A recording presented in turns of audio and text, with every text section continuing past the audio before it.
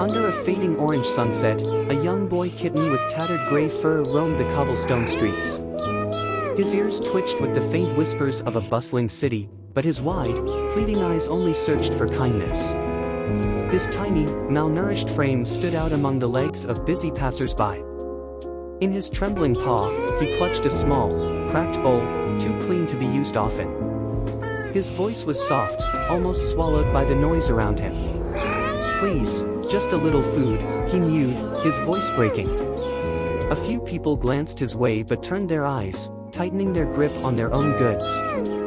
One vendor shooed him away with a broom, muttering something about filthy strays. He stumbled but didn't cry, there wasn't time for tears. He had someone waiting. Around a hidden corner of the street, his sister lay curled on a makeshift bed of rags. Her golden fur had dulled, her once bright eyes dim and hollow. She had barely moved in days, save for the shivering. Each time the boy returned empty-pawed, her smile still came, weak but forgiving.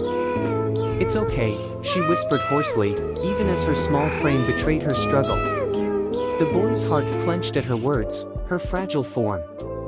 He dashed back onto the streets, weaving through the indifferent crowd, desperation driving him to ignore the sharp ache in his empty stomach. He approached a bakery, where the smell of warm bread made his knees weak. Carefully, he stood on his hind legs to peer over the counter.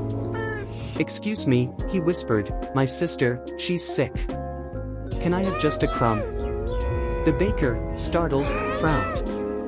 "We're not running a charity, kid. Go home."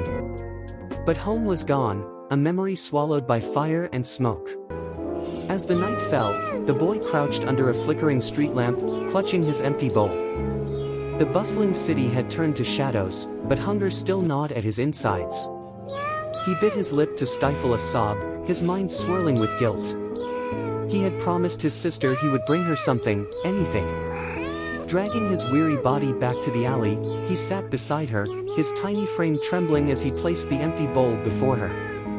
She opened her eyes and gave him that same soft, forgiving smile, even as her breathing grew shallow. "You're the best brother," she whispered, her voice like the faintest breeze. And as the cold night enveloped them, the boy kitten wrapped himself around her fragile body, vowing silently to never stop trying. The streets stayed dark, the world unmoved, but for the boy, his sister's quiet, fading breaths were the only sound that mattered.